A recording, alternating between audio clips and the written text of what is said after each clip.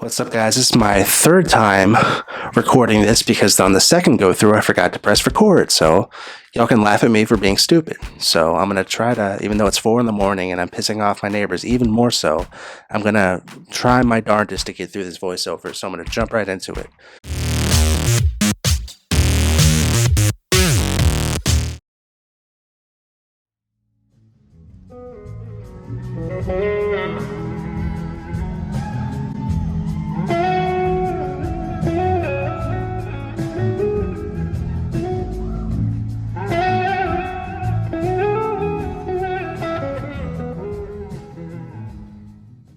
So Derek Trucks, I only really got into him about 10 years ago, so he hasn't had a really big overall influence on my guitar playing, but he's definitely one of my favorite guitar players to listen to. You know, he's really good at the sweet tones, and he's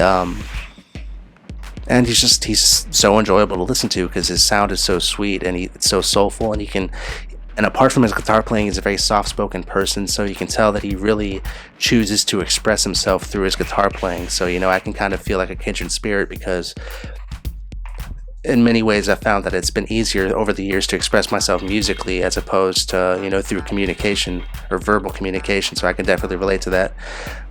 Now, this next track is Sahib Terli Bandi, and this is my favorite track to listen to by Derek Trucks. Because, you know, it's such an eclectic mix of blues and Eastern influence, and it's a joy to listen to. So enjoy.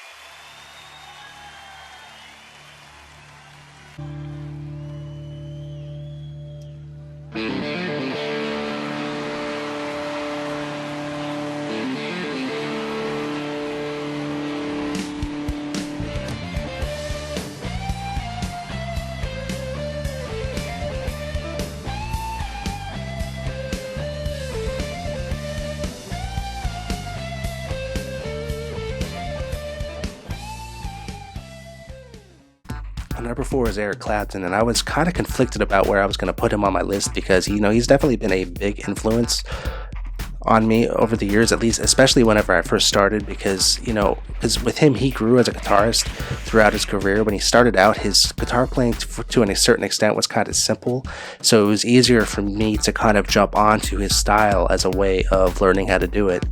And, you know, I really got into him whenever I listened to a collection of music from the 60s, and I remember when I figured out the guitar solo to Sunshine of Your Love, that really set me on the path to wanting to explore further and, you know, past classic rock into the blues.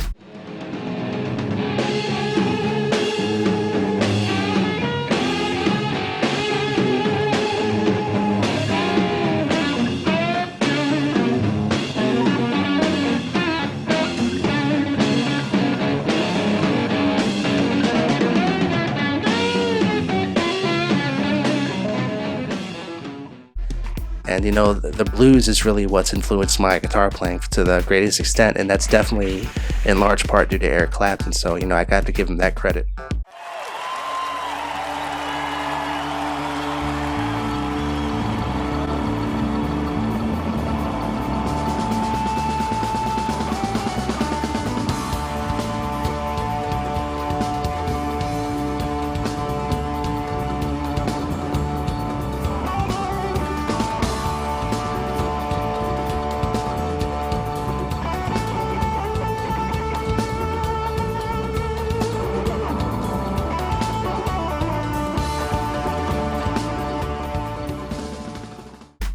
So number 3 is Carlos Santana. Now I knew about him more as a commercial guitarist, but he really influenced my guitar playing. Whenever I listened to a mixtape that my dad made, it had Abraxas on it, and particularly his song Oye Como Va.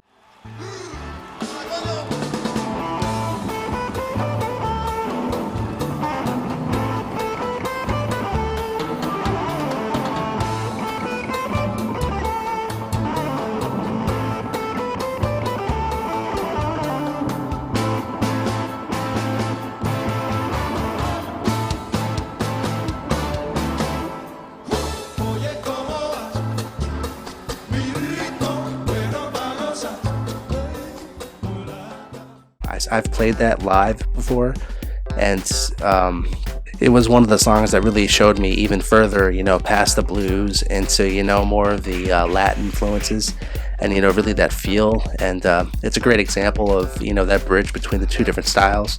So that's really what, and obviously, Carlos Santana, same with, Derek Trucks. He's a guitarist that I listen to just for pure enjoyment. So, he's definitely going to be on this list. And and unfortunately I have to say he did have more of an influence on my guitar playing than Eric Clapton, even though I haven't been able to quite match his level of soul, but hopefully someday I'll be able to.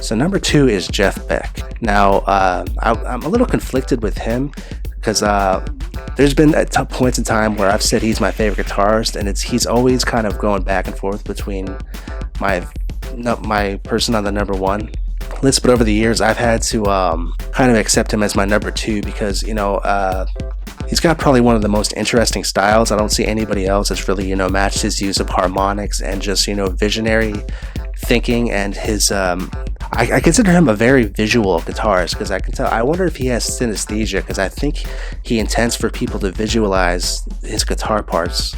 Because for me, I have synesthesia, so that I can kind of understand that maybe better than the average person. So, but that's my number 2.